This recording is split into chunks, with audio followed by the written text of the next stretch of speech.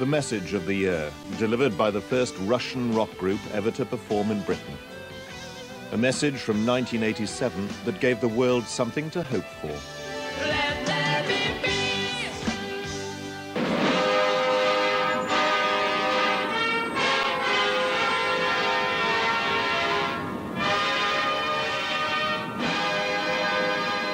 History may call it the most important moment of the year. BBC World Service. The United States and the Soviet Union have signed the first treaty in history which eliminates an entire class of nuclear weapons. This is the World Service of Radio Moscow. The Soviet leader said the treaty offers a great chance of embarking on the road that leads away from a nuclear catastrophe. May December the 8th, 1987, said Mikhail Gorbachev, become a date that will be inscribed in the history books. Here is the news on the Voice of America. Mr. Reagan acknowledged the summit as a meeting of adversaries. However, he said it will bring a giant step for peace. Then he expressed hope for making progress toward 50% cuts in strategic long-range nuclear weapons. The treaty they walked away with cuts only a fraction from the fissile firepower of East and West, significant not for what they did, but for where they were going. Nothing else was signed. There was progress on some issues. They agreed to disagree on others. It was more a matter of mood than definition, the beginnings of trust, the prospect of peace. During these 3 days, we took a step, only a first step, but still a critical one, toward building a more durable peace. This summit was a clear success. We made progress on each item in our 4-part agenda. Americans saw a new kind of Soviet leader, a man to do business with. It's more businesslike. It's more of a constructive approach. And I'll even venture to say that I think we trust each other more. The end seemed to mark a new beginning after 40 years of Cold War warmth. On their ground, Mr. Gorbachev won the Americans' respect.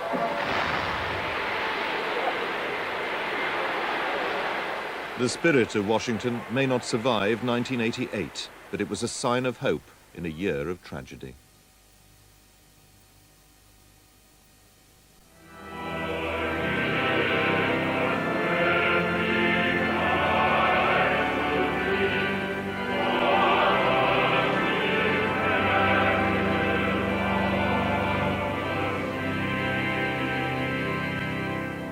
Suddenly at 1928 local time, Captain Sanders called me. He told me, Port Control, the outward-bound ferry has problems. She is sinking, and the doors are still open. The vessel seemed to dip slightly to the left. Things started rolling off tables very gradually at first. Then it became more severe. All of a sudden, I suspect that the water came in, the windows burst, and at that time the ship actually flipped on its side, sort of almost in an instant. Then the lights went out, and I mean, that was, suddenly you're in pitch black darkness in icy water, and you can't see anything then. As soon as it started rolling over, I knew the doors were open. I knew then. It was sort of all asking each other, if you like, what had happened. And so I knew what had happened. But I wasn't going to tell anyone down there. The Herald of Free Enterprise was only 20 minutes and 1,000 yards from Zeebrugge harbour when she capsized. The passengers were mostly British. Hundreds of them were trapped as she rolled. Those that survived were deep in shock. I just hung on. There was no way I was going to let go of that handrail. I mean, and the water started coming in through the port side then. It really was coming in very fast and making a lot of noise. It came in through the windows.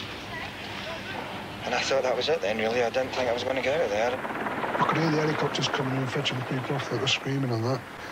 And then the helicopter stopped. Then I got really frightened. I thought, they've forgotten us.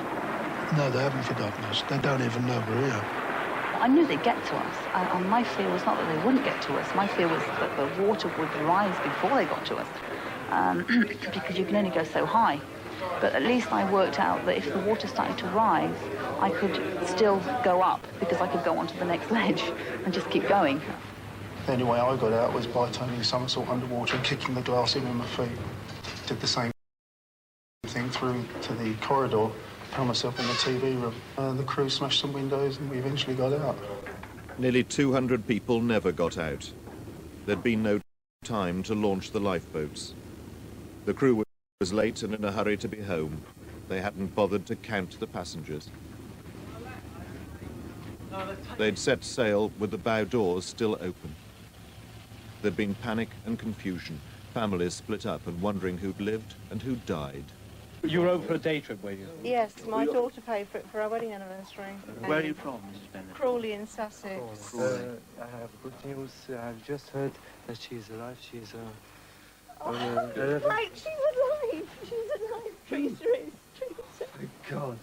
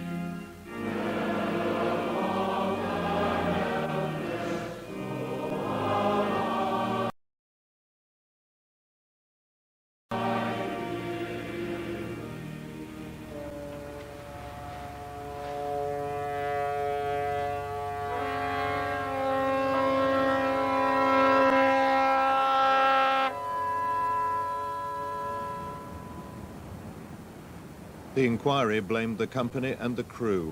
The judge said the company, Townsend Torreson, was sloppy, the crew were negligent, the masters ultimately responsible for the loss of their ship. The inquest recorded verdicts of unlawful killing on 187 people who were trapped and drowned down in the darkness of the decks. The ship was renamed on its way to the scrapyard, but it's as the herald of free enterprise she and her tragedy will be remembered. High summer in the cornfields by the Kennet, a Berkshire market town, ripe and placid, death on its streets. Michael Ryan, gun lover, fantasist and failure, reached for his Kalashnikov and went out to kill. What trigger in the brain drove him into the Savanac forest looking for human targets? It could have been anybody. It was Susan Godfrey picnicking with her two toddlers. They were coming down the hill, the little girl, she was the spokeswoman. She said, a man in black shot my mummy. Ryan, now a killer, pulled into a petrol station at 20 to 1. By 1 o'clock, he was a mass murderer and 13 more people were dead. He shot his mother and burned down the family house. The rest were killed casually and at random, at the wheels of their cars, in their gardens, walking in the street. A lunatic armed to the teeth, hunting humans without reason, feeling or restraint. He's got a combat jacket on, and I'm not sure whether he had jeans or jean shorts on. And he was carrying a gun across his back and a gun in his hand. And this guy came round the corner and virtually stood in the middle of the road and fired directly at my car, and he must have been, I suppose, about 20 yards away. The guy was just wandering loose in the road. There was nobody around. It was just like seeing somebody out for an afternoon stroll. The man was just riddled with bullets, and he was lying sort of stretched across the kitchen floor, sort of aiming towards the back door, and his wife was sort of bunched up over the top of him, and she was shot as well, and he was obviously dead, and she was screaming for help and agony, and it just a total puddle of blood all over the kitchen floor.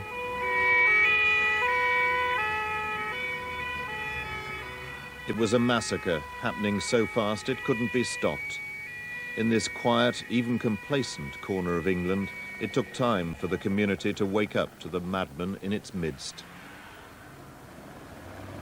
With Ryan firing at anybody who moved, time too for the ambulance men to get to his victims. You had a long wait, I understand, before the ambulance came. Yes, 5 hours. And it was pure agony. I'm lucky to be alive, really. A bit higher, and I wouldn't be. I went out of my back door because I heard this horrible noise and I didn't know what it was. And I saw this chap going up the field, and he must have been 300 to 400 feet away from me. And I called out, "Stop making that noise," and he turned around and just shot me. There was this man stood on the side of the road, legs apart, with a pistol in his hand, in both hands stretched out, pointing at me. And the next thing I knew, he pulled the trigger, there was a crack from the gun, smoke came out of the end of the barrel and made a clean hole in the windscreen and hit into my right arm, into the wrist, and went up in my arm about 6 inches and stayed there. Police gunmen had Ryan surrounded. The focus was on Hungerford, the anxiety was countrywide. What sort of society were we that fed madmen's dreams of violence and gave them weapons of war? He was lucid and reasonable. He expressed concern that he had shot his mother, that it was strange that he could shoot other people but couldn't shoot himself. And shortly after that, a shot was heard. They buried his victims, they buried Michael Ryan. The issues, though, are with us still. Murder and mayhem are not confined to Beirut or Belfast. The rural calm of West Berkshire was shattered. Sandra Hill, Marcus Barnard, Douglas Wainwright, Kenneth Clement, Abdul Khan, Roland Mason, Sheila Mason, George White, Francis Butler, Jack Gibbs, Irene Gibbs, Eric Vardy, Susan Godfrey, Least Constable Brereton, Dorothy Ryan.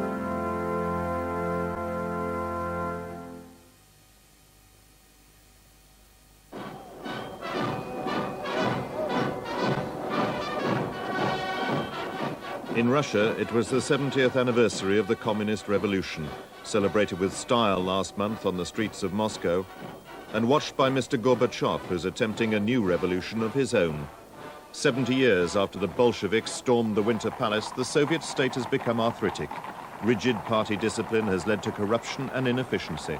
Mr. Gorbachev wants urgent reform, a more open society. The pardon for Joseph Begum, a Jewish activist imprisoned for anti-Soviet activities, is one sign of that openness. More political prisoners are being freed, a few more Jews allowed to emigrate. But it's in the factories and the shipyards that Mr. Gorbachev's new revolution will be won or lost.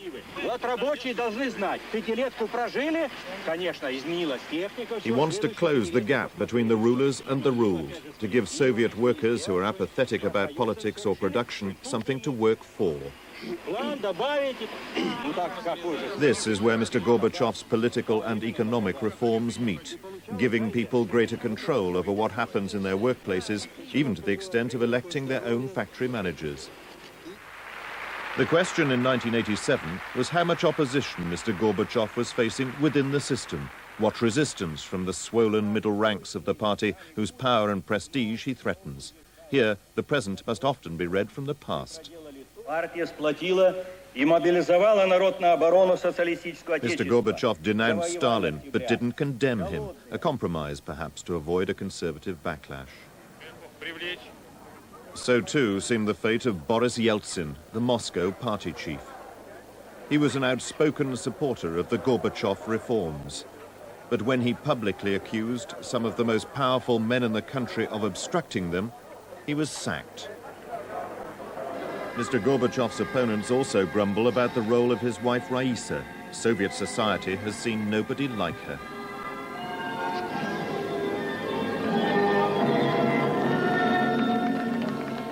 Few knew Andropov even had a wife until he died. Yet Raisa Gorbachev is always at her husband's side. It isn't only the West that's noticed how glamorous and well-dressed she looks compared with most Soviet women. She may be a public relations asset abroad. She's less so at home, where ordinary citizens have to live with the dull and the drab. Reform means little so far for ordinary Russians. endlessly queuing for necessities and even vodka on the Moscow streets. The first stage of economic reform doesn't start until next year. The rest is only promised for the 1990s. For more than 40 years, the mold of Soviet society has been set solid. Mr. Gorbachev is determined to break it. As the revolution enters its 8th decade, it must change, he says, to survive. But he still has to convince his people. On the television, Gorbachev may shout the slogan for reform. Перестройка, перестройка. Но что она дает, эта перестройка? But the communist state is proving the most difficult to change. In China, it was the students who were calling for reforms. The party said they'd been poisoned by Western ideas of freedom. The stern backlash defined the nature and pace of China's change.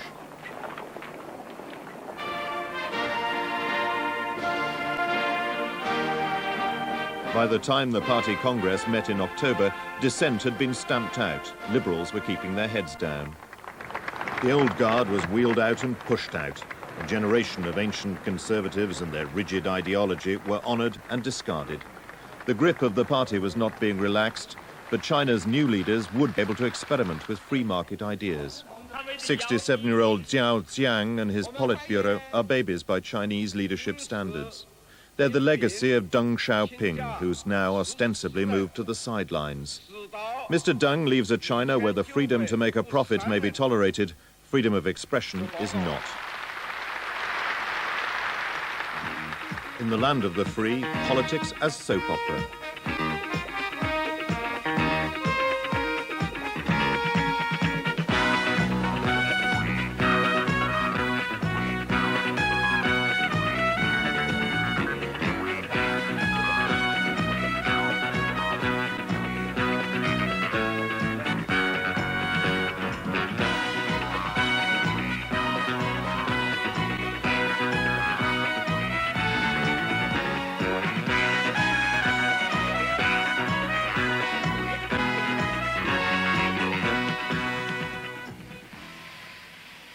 An actor had the main role, a faltering president in a drama of power and money, loyalty and betrayal that ran and ran.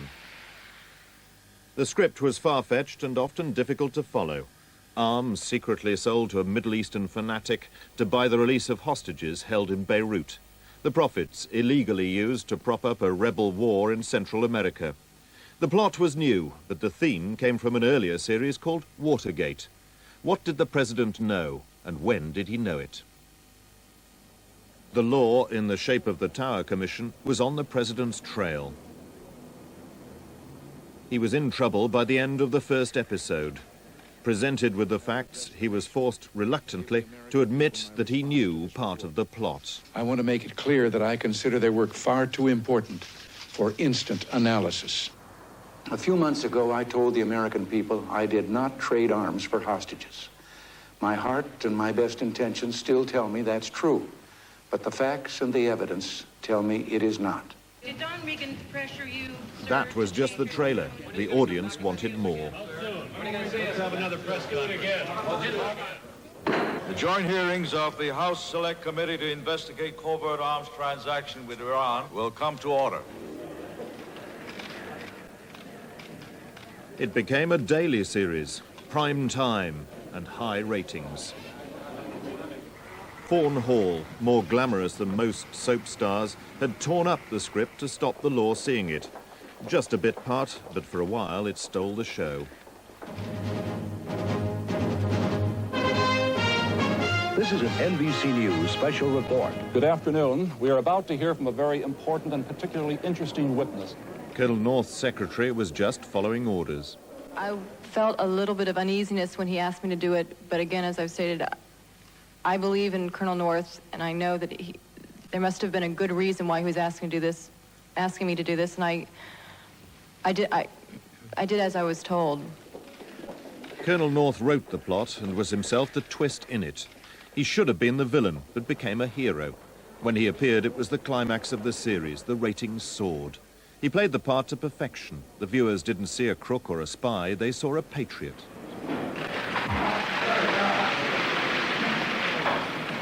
Do you solemnly swear that in the testimony you're about to give will be the truth, the whole truth, and nothing but the truth, so help you God? I do. The deals were dirty, but he was clean. Mr. Gorbachev took me into the bathroom, and Mr. Gorbachev suggested several incentives to make that February transaction work. And the attractive incentive for me was the one he made, that residuals could flow to support the Nicaraguan resistance. And I saw that idea of using the Ayatollah Khomeini's money to support the Nicaraguan freedom fighters as a good one. I still do. He was an instant hit. The role was as old as Hollywood. He was a cowboy on a new frontier. And if I was Ollie's girl, oh, if I was Ollie's girl, what a faithful, faithful girl I'd be. By now, the president was in deep trouble, but Admiral Poindexter took the blame and saved him. I made a very deliberate decision not to ask the president so that I could insulate him from the decision and provide some future deniability for the president if it ever leaked out. On this whole issue, you know, the buck stops here with me. In the best traditions of soap opera, the man who knew, CIA Director William Casey, took his secret to the grave. His friend Ronald Reagan survived, his presidency damaged, not destroyed. Sometimes before, I've used a line from an old Scottish ballad to the effect that, yes, I've been wounded, I'll lie me down and rest a bit, and then I'll fight again. The Congress committee were the critics. Most didn't like the plot and said so. I see it as a chilling story. A story of deceit and duplicity. A story of withholding vital information from the American people. And according to Admiral Poindexter's testimony, from the president himself. It is also a story of a flawed policy kept alive by a secret White House junta despite repeated warnings and signs of failure. Weakened at home, the president looked abroad to prove his strength and sent the American Navy into the Gulf, to the edge of a battlefield, the Iran-Iraq war that so far claimed 1 million lives.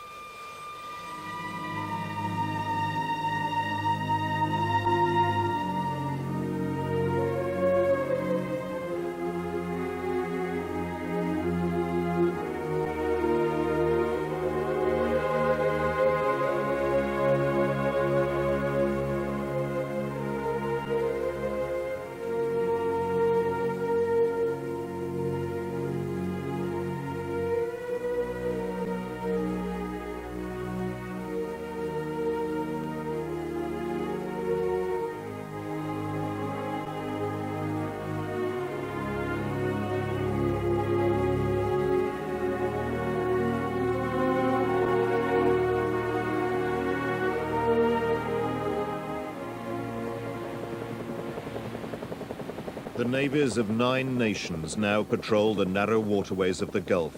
It's a no-man's land where the tankers are the targets and oil supplies to the west are at risk. Both Iran and Iraq have stepped up their attacks on the merchant ships that pass through the Straits of Hormuz. The new threat in 1987 was the mine. Iran stands accused of planting the mines despite denials from Tehran. 4 Royal Navy minesweepers with plastic hulls were ordered there in the summer to join the Armilla patrol and help sweep the seas. The whole Gulf was becoming explosive. Iranian pilgrims rioted at Islam's holiest shrine in Mecca and clashed with Saudi security forces. 400 people were reported killed.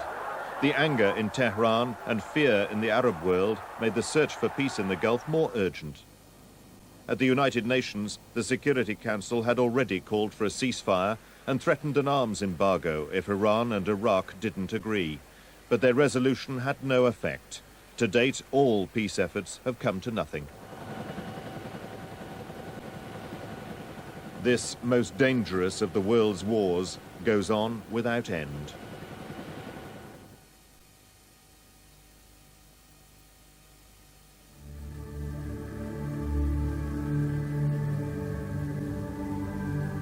It came from Russia, winter worse than many could remember.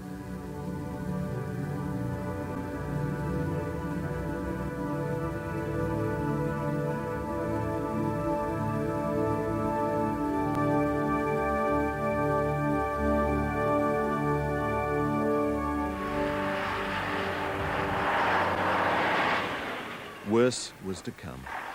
Cet après-midi, alors là, nous ne ferons pas de détails, des nuages partout, des nuages et de la pluie. Dépression se situe actuellement au sud de l'Angleterre, mais il faut insister aujourd'hui sur le vent, un vent de sud-ouest.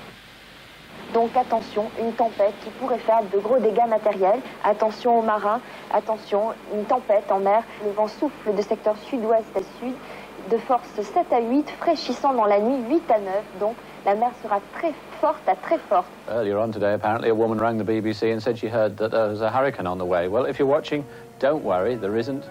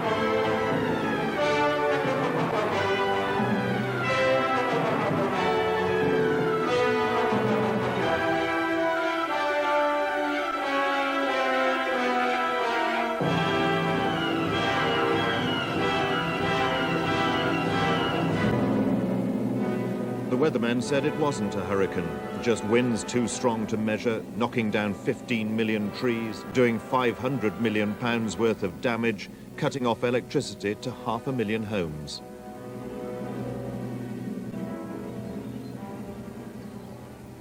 A good job it wasn't a hurricane. There was a storm about to break over the world's stock markets, but you couldn't hear it for fanfares. Privatization meant predictable profit in a market moving upwards like a rocket. In the city, scandal came before the fall. The board unanimously decided that all connection between Mr. Saunders and the company should be severed forthwith. They were the city's stars. Guinness chairman Ernest Saunders charged with conspiracy, theft and fraud. Roger Seelig, the city's foremost takeover tactician, accused in the same conspiracy. With Gerald Ronson, the man who created Britain's second largest private company. The city's reputation was damaged, its confidence was to be destroyed. The trouble began on Wall Street, where shares had been rising longer than anyone could remember. The bubble burst and blew Wall Street apart. Shares fell 25% in one day, twice as far as 1929. The panic couldn't be stopped. It crossed the Atlantic and hit London like a tidal wave. It really is impossible at the moment. You've heard this rumour, have you? Can you do up to 100 at 72? 300 down in a minute. There's nothing left, is there? Hour, $9,000 at 48. What's the Done Hill on 7, 3, Line is not simple, there's two simple. I do a quarter at 30. Hold the outside line for one at 320 and one at 325. 25 marks, you spend. That's okay. Probably the sensible price is 310.20. There just doesn't seem to be any rhyme or reason behind it at all. All over the world, the markets went into free fall. $2 trillion were wiped off share values. But there's no money where there's no beat. But you gotta get by, you gotta get by, gotta get by, gotta get by. Well, I think that the market's grotesquely overreacted. There is no worry, you got so much money. America was blamed for living beyond its means. The world's largest creditor had become the world's largest debtor and pushed the system too far. You just can't keep adding to the debt. It's $2.4 trillion. Interest about $200 billion, and sooner or later somebody's going to call in the credit cards, and that's essentially what's happened. The crash caught the city with the raps half off its biggest privatization. The BP share offer, worth over £7 billion, was the biggest in history. Before the crash, the price looked generous, but within days, no advertising campaign, however glossy, could sell it.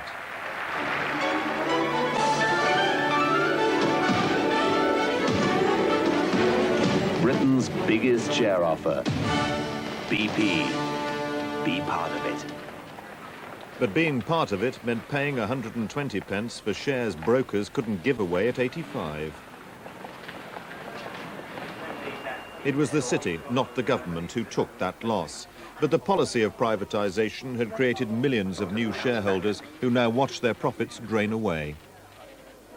The idea of privatisation as a form of national bingo where everyone wins vanished overnight. Are you Sid? Yes? Oh, boy, have I got a message for you. Sid? Sid? Sid! Sid! The investment to have was the work of a dead Dutch madman who could only sell one of his paintings when he was alive. Van Gogh. How much for it? I have £5 million offered. Well, please. 5 million. Flaming flowers that brightly blaze. 9 million. Swirling clouds in violet haze. Reflect in Vincent's eyes of china blue. 12 million. Colors changing hue. 15 million now. Morning fields of amber grain. At 18 million pounds. Weathered faces lined in pain are soothed beneath the artist's loving hand. Last time. They would not listen, they did not know how. 22.5 million. 11,500,000. At $49 million. Perhaps they'll listen now. Ladies and gentlemen, the jewels of the Duchess of Windsor. Lot 1. For 3 million. These were the jewels that never went with a in crown. the room against the telephone at 4,300,000 francs. Selling, sir, à juger.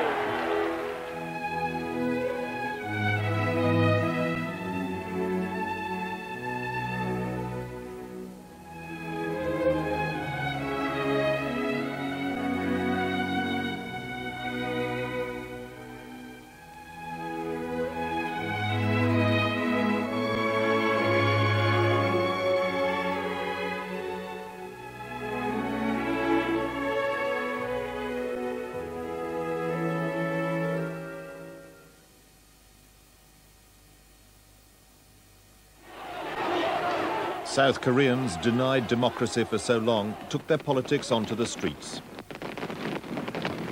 It became daily warfare, a popular movement that lit a fire under the regime of President Chun. Its slogan, Duce Tado, down with dictatorship. The student demonstrations against torture grew into a struggle for democracy. They drew in the middle class, even Buddhist monks. The government put the opposition politician Kim Dae-jung under house arrest. The gathering crisis alarmed the United States. An envoy was sent to push for reform, even though many Koreans blamed America for protecting a corrupt regime. But pressure from Washington on President Chun was crucial in forcing democratic elections. They took place in an atmosphere little different from what had preceded it.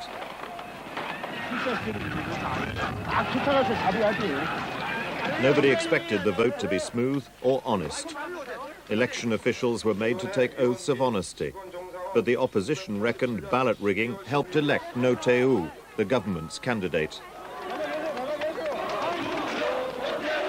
His victory started it all off again on the streets as his opponents cried cheat. Not the best climate in which to hold next year's Olympic Games. There's been little peace this year in the Philippines. 2 blocks down from the presidential palace where Mrs. Aquino holds power, her troops killing farmers demanding land reform. She couldn't count on the soldiers' loyalty. Former President Marcos has support on the streets and in the barracks of an army that has a taste for political intrigue. The year's first attempted coup was not the most serious. Troops loyal to the civilian government removed those who weren't in a fleet of buses, and life got back to abnormal. Mrs. Aquino pressed on with turning the Philippines into a constitutional democracy. It brought a revival of the spirit that swept her into power, but it didn't last. In August, another coup attempt, the most dangerous yet. Rebel troops took the army headquarters. They broadcast from one TV station, the president from the other. Let me assure our people that government is firmly in control of the situation. We shall defeat and punish these traitors. The Air Force attacked rebel strongholds. Marcos, in expensive exile, denied responsibility but offered to return. The rebels finally surrendered, but only after the heaviest fighting in the Philippines since the Second World War. 800 rebel soldiers were captured, more than 50 had been killed. President Aquino has survived a second year in power in a country where conspiracy and betrayal are endemic. But they divide her opponents too, and for now at least, the support of the United States is the crucial factor.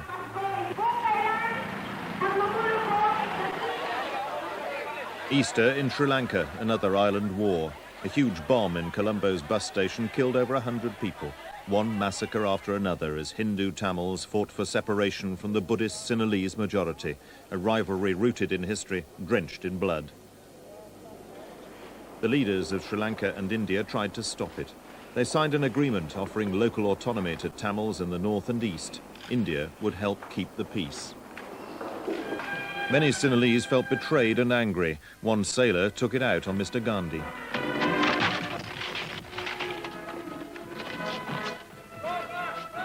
India, with 50 million Tamils of its own, has long been accused of supporting terrorism here.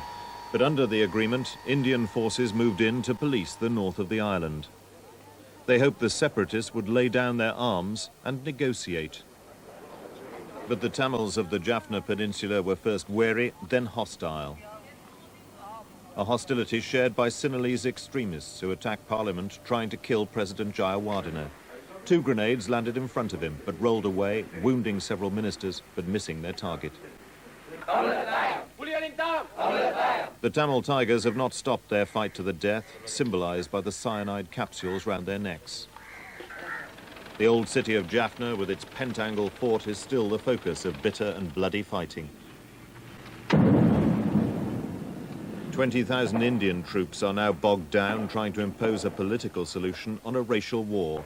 There was a hymn written about this beautiful island where every prospect pleases and only man is vile. At election time, British dogs were safer on the walls than on the streets. You all know that the election has started because the chairman of the party is about to pat a dog.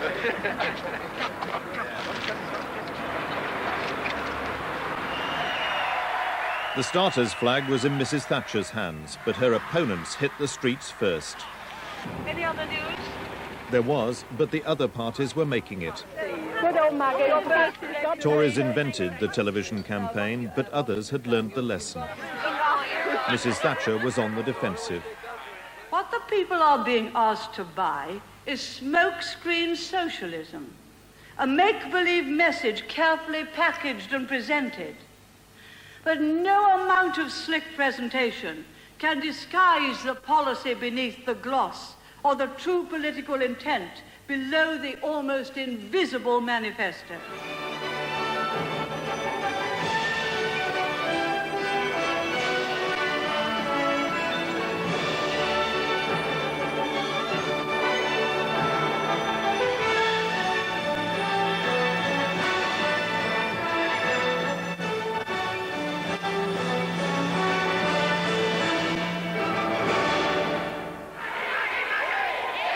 The style of the contest was presidential. An election fought as much on the packaging as the policies.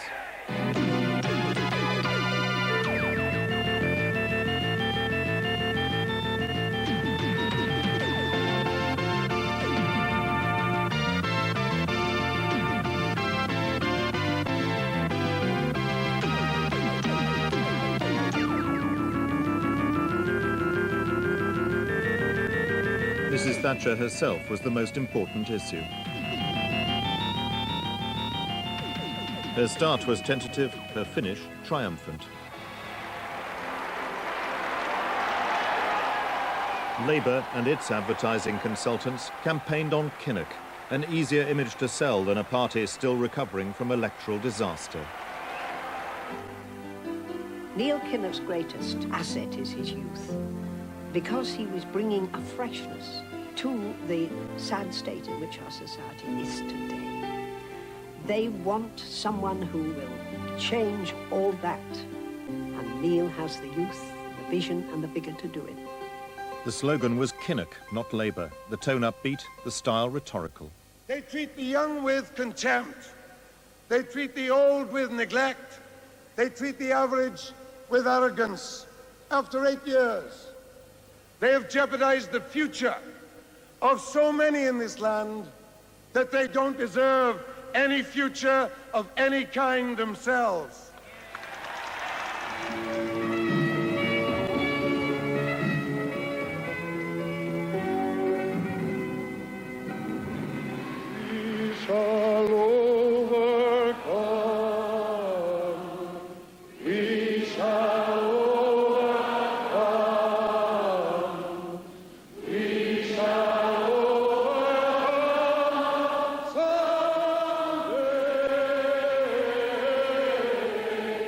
But Labour did not overcome. The defeat was overwhelming, almost as bad as in 1983.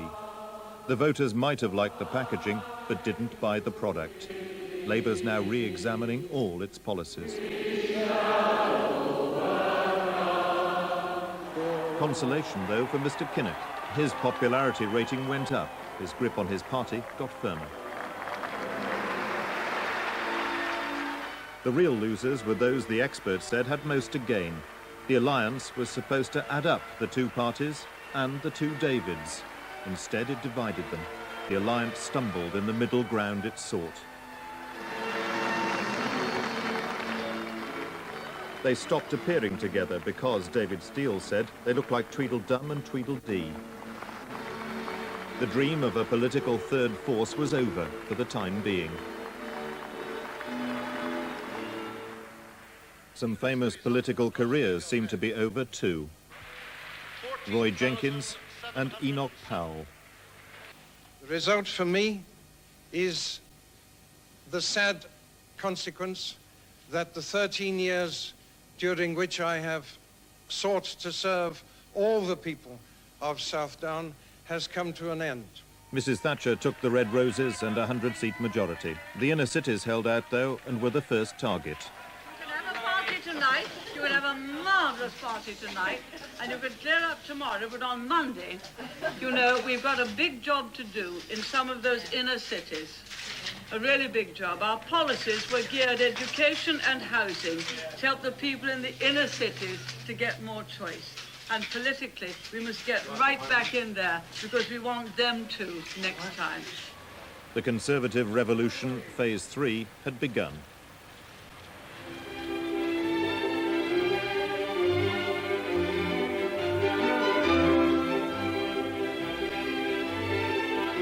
Mrs. Thatcher led the assault on the inner cities in person. Her minister's controversial policies are changing the political landscape. Most politically perilous, Nicholas Ridley's bill to replace the rates with so-called poll tax. Most politically ambitious, Kenneth Baker's education bill to put parent power into schools.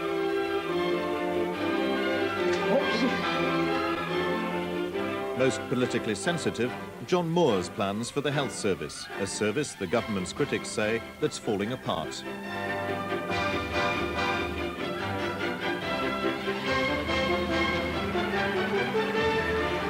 Most governments grow sluggish after long periods in power. Not Mrs. Thatcher's. She could, it seems, go on and on and on. Let no Tory or Socialist think that they can divide us before, during, or after the election. They didn't have to. The Davids divided themselves. The election was barely over when the two leaders fell out decisively over whether the two parties should unite. I have no regrets about the election campaign, but I think all the lessons are that we could be more effective than we have been if we were more united. I've changed my party once, and frankly, that's enough. I'm a social democrat, and I intend to stay a social democrat. Robert McLennan took over from David Owen to oversee merger talks with the Liberals, but throughout the summer the infighting went on. Many watched with dismay. We have moved the serious prospects for a third force in British politics ever breaking through right to the edge of the cliff. It is insanity what has happened in the few short weeks since the election. Both party conferences voted to take a step forward towards merger. The terms are already proving controversial. The decisions are expected next month.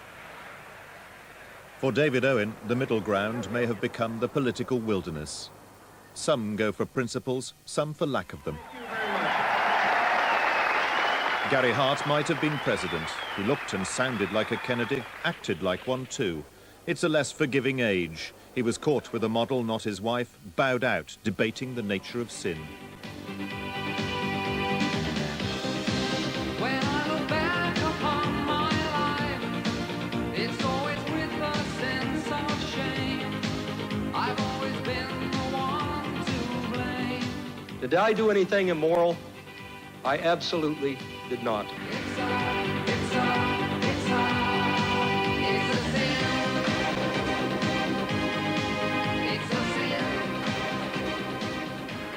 I'm not running for sainthood, he said. Soon he wasn't running for anything.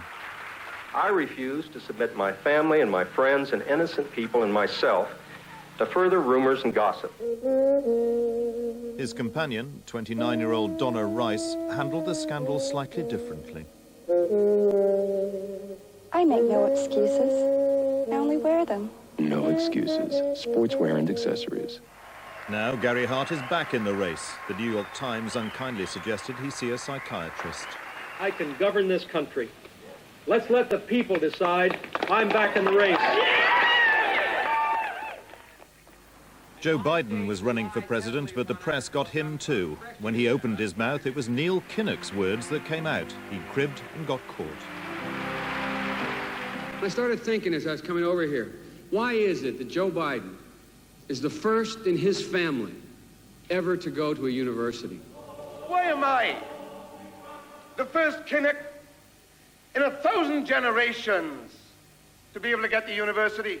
My ancestors who worked in the coal mines in northeast Pennsylvania and come up after 12 hours and play football for 4 hours? Those people who could work 8 hours underground and then come up and play football. It's not because they weren't as smart. It's not because they didn't work as hard. It's because they didn't have a platform upon which to stand. It was because there was no platform upon which they could stand. America didn't want a plagiarist as president. He bowed to the inevitable and bowed out.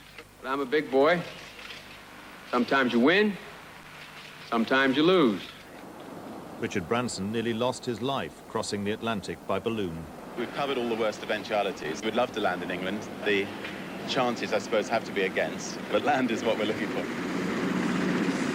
I've got plenty of major challenges ahead, and they may be directed in a slightly different way from now on. And a packet of condoms, please. Of course. Mr. Williams, how much are these condoms?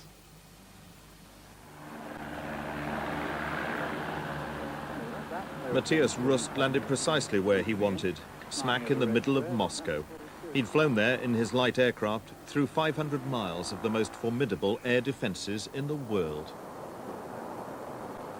The Russians couldn't believe it. When they asked him why, Rust, who was only 19, said, for fun. The Russians weren't amused. The defense minister was sacked. Rust was condemned to 4 years in a labor camp and a lifetime of being called the Red Baron.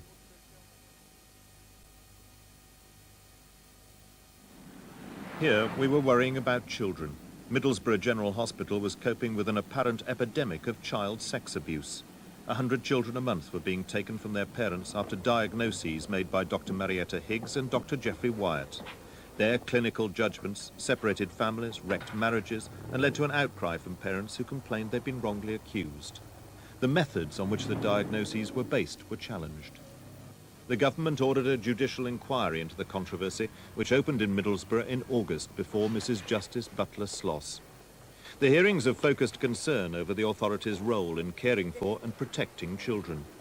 It's turned out to be Britain's longest judicial inquiry. It's cost nearly £4 million, and though the evidence is finished, conclusions are not expected until next May. In Parliament, they were debating the rights of parents and children as yet unborn.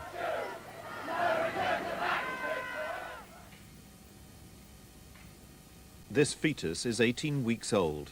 The issue was whether he has a right to life and the protection of the law. The Liberal MP David Alton says he has, and has introduced a bill to bring down the time limit for abortions from 28 weeks to 18. What right does a developing child have? And at present, under British law, that child has virtually no rights at all. And after 18 weeks, remember, there's no difference between an 18-week and 28-week-old baby except in size and weight. After that time, it's possible at 23 weeks for a child to survive in a hospital ward. And what a paradox that elsewhere in the same hospital, doctors and nurses who've been fighting to save the life of a prematurely born baby have to carry out abortions. Those who oppose abortion, like Mr. Alton, are focusing on the potential humanity of the fetus to the almost complete exclusion of the humanity of the woman and of the predicament in which she finds herself. You have to balance the needs of the woman against the potential life of the fetus. I can't see that fetus as a human being in the sense that I can see the woman as a human being. And it seems to me that the destruction of the fetus is a relatively small matter when you consider the long-term health and happiness of the woman. Nearly finished. Those who oppose the bill say an 18-week limit would not allow time to test for abnormalities in the unborn child. But it's more than a scientific argument. 20 years after it was made legal, the bill has reopened the abortion debate. Those who believe in the right to life and the will of God ranged against those who say it will lead to a return to backstreet abortions and believe it's the woman's right to choose.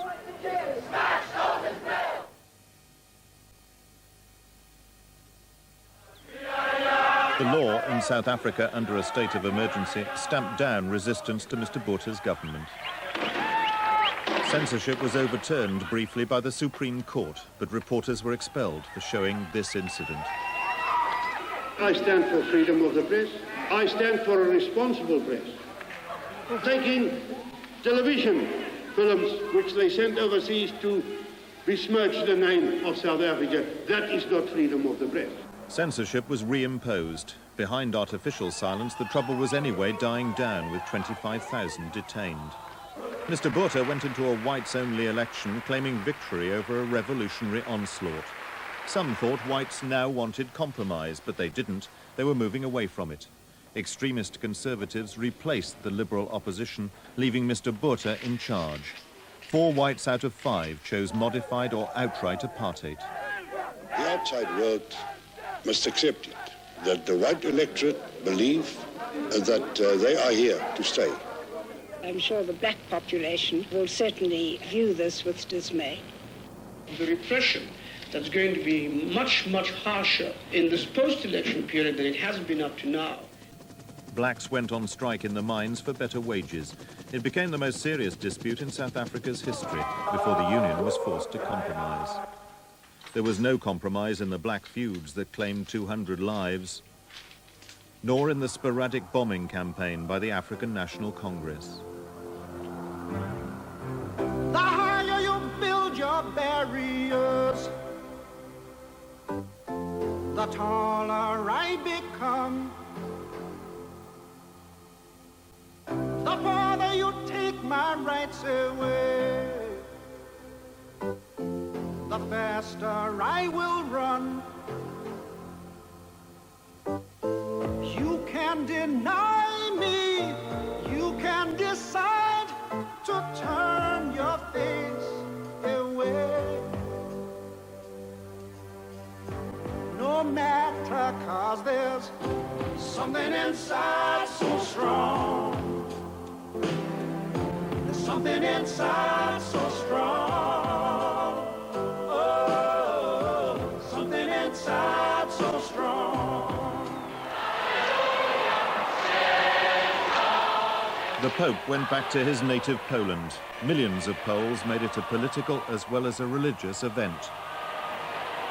The Pope attacked Marxism and was outspoken in his support for the Solidarity movement. He gave communion to its former leader, Lech Wałęsa, and laid flowers on the grave of Father Popiełuszko, the pro-Solidarity priest murdered by the police. The Poles also showed their independence in a referendum on political and economic reforms. It became a vote of no confidence in General Jaruzelski. The changes will go ahead anyway, albeit more slowly. The Poles, after their first say in government for 40 years, may have some time to wait before they get another chance.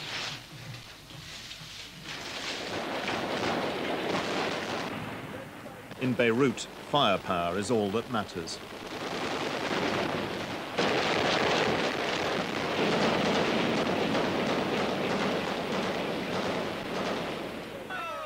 Terry Waite, the Archbishop of Canterbury's special envoy, went back there in January. This man has looked after me so often. He was putting, he said, his faith in God and his Druze guards. There's very firm evidence that in the past there have been people who've, first of all, wanted to kidnap me. It's been discussed amongst people with whom I'm talking, currently talking, as to whether or not there was advantage in taking me. He settled into the Riviera Hotel in West Beirut and began negotiations to release hostages. 8 days later, he left in the early evening for a secret meeting with the Islamic Jihad and never came back.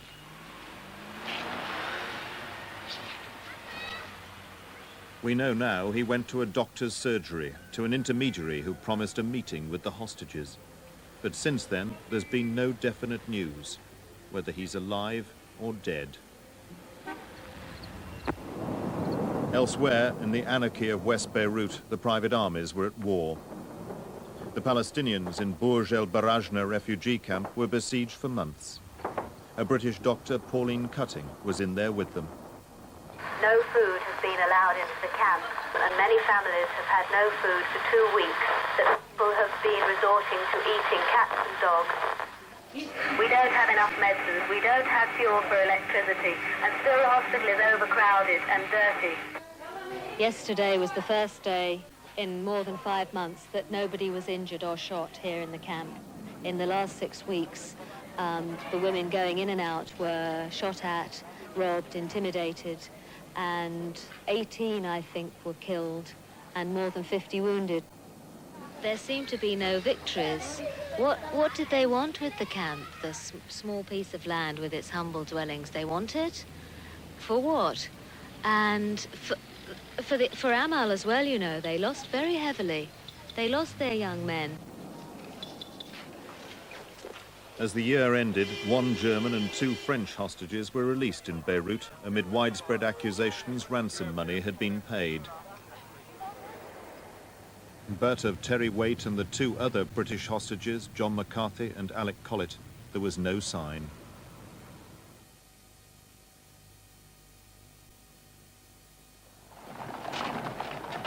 Here, the royal family was breaking with tradition. The Queen didn't ride at the Trooping the Colour, not because she was too old, but because her horse was.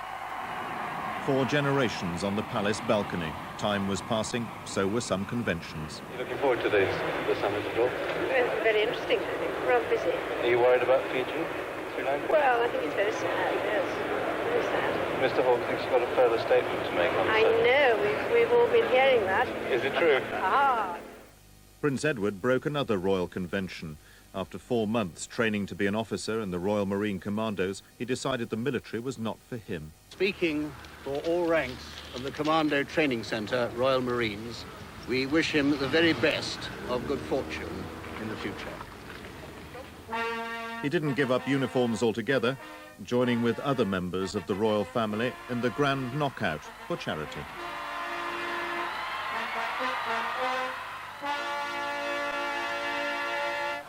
It wasn't all fun and games for the Duchess of York. An 8-stone python came to a lunch for the World Wildlife Fund. One piece of the world's wildlife she couldn't stand. The royal family was never out of the news.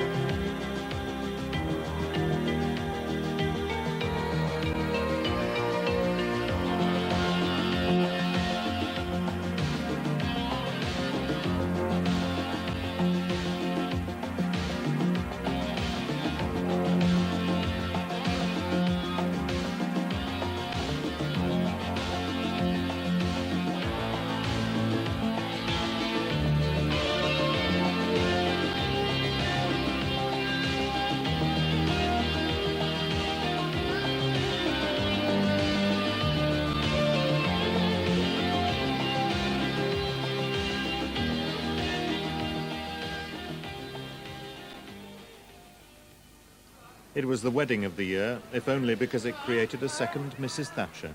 The Prime Minister's son married the girl from Dallas and got one kiss, but had to struggle for a second. Mr. and Mrs. Thatcher left for America, where they're busy living happily ever after. Not so the Queen of Soaps, Joan Collins, and her husband, Peter Holm, having the divorce of the year. It had all the soap's ingredients, money and talk of dirty tricks. Paintings Alexis couldn't match, and from Joan Collins, who said she was now looking for a wife, not a husband, tears. I had always hoped that if anything went wrong, that we would be able to remain friends and walk away from it. But unfortunately, we haven't been able to do that. In sport, Nick Faldo didn't cry when he won the Open. Tony Jacklin did over the Ryder Cup. It's the greatest week of my life. That's all I can say. Now official, the Europeans will take the cup back. They have won.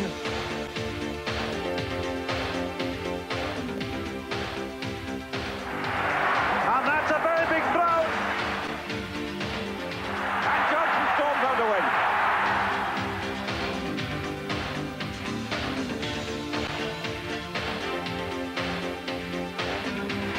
Jack must score a brilliant try.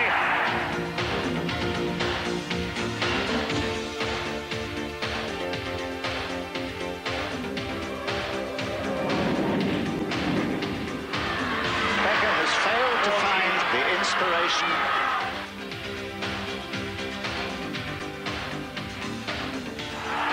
Mike Gatting trying to play the reverse sweep shot. Pointing fingers, that's not cricket.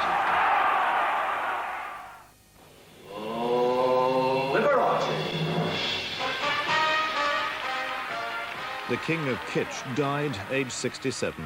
For 2 decades, Liberace was the world's highest paid performer, ridiculed but rich.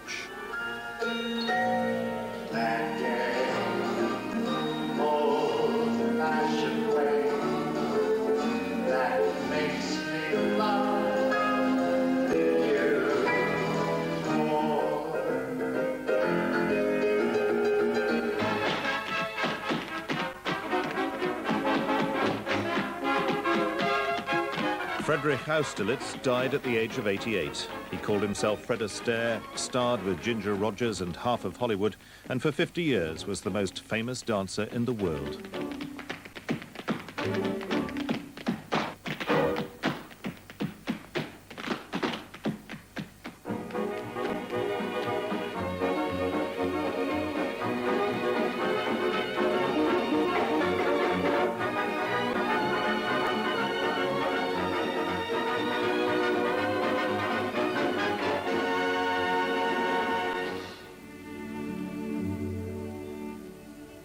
Jacqueline Dupre was for so brief a time one of the world's greatest cellists. At 28, multiple sclerosis stopped her performing for good. The tragic genius of just one of the famous people who died this year.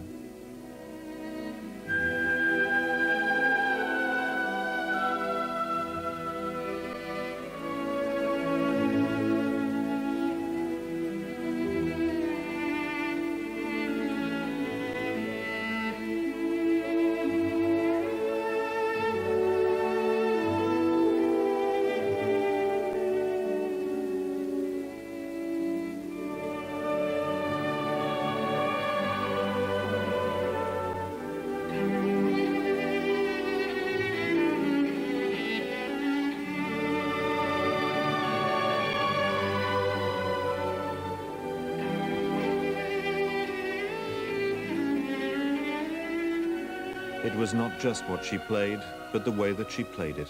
She was 42.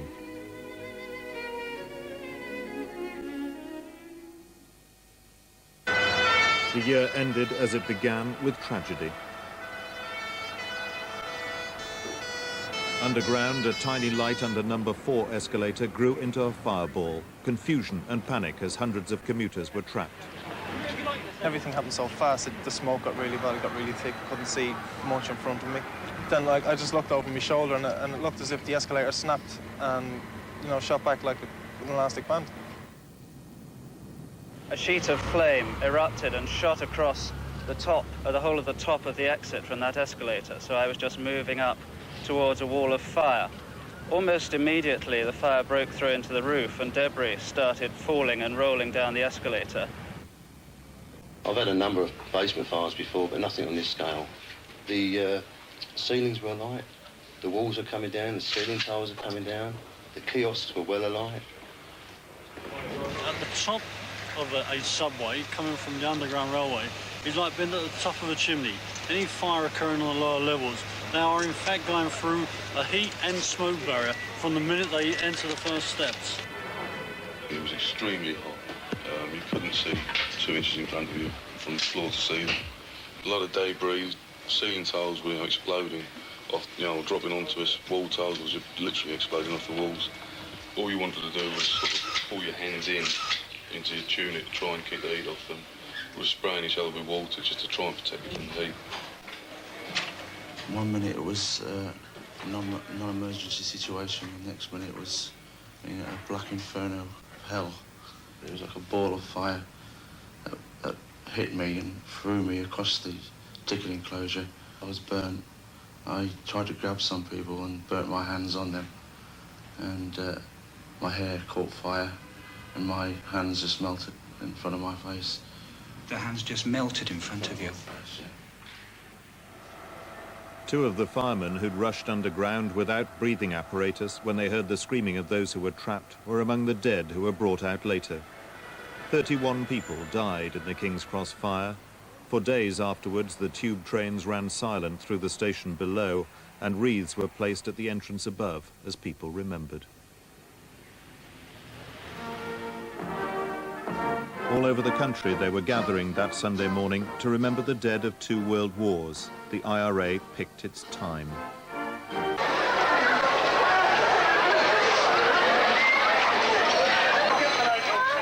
The bomb exploded 20 yards from Enniskillen's War Memorial as the congregation was coming together.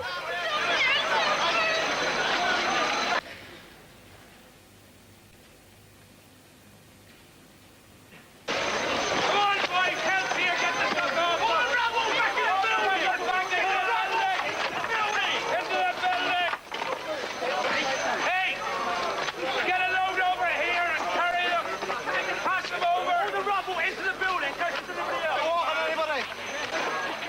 11 people were killed in the rubble, 61 injured.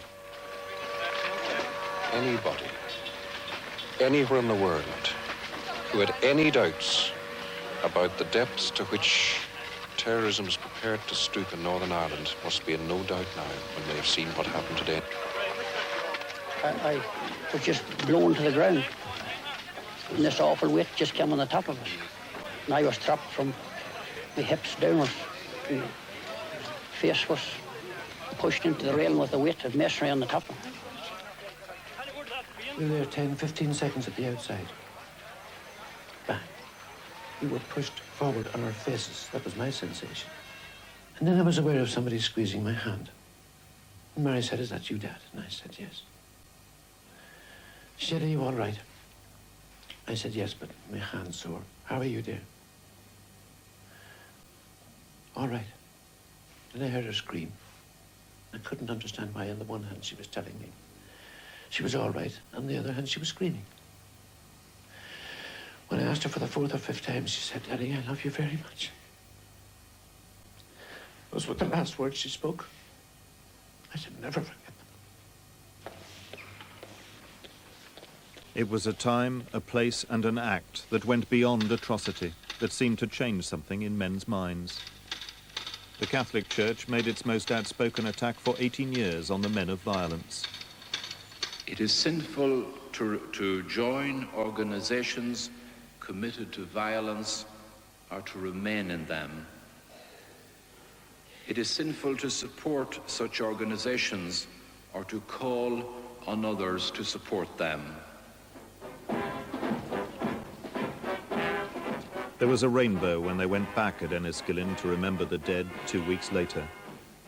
A symbol, perhaps, that at last something had happened to bring the people of Northern Ireland together rather than force them apart.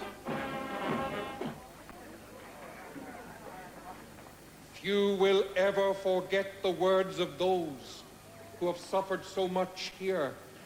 Out of the potential for bitterness came so much that spoke of Christian love. Out of the rubble came the sign of hope. I feel really in my heart that things are definitely going to change after this. Every time I think of Enniskillen, they'll say, well, that was the time that the violence stopped. It's the young people who are just starting out in life. It's time that they realise that they will be the leaders of tomorrow. And it's time they realise that we just have to get on with our Protestant neighbours.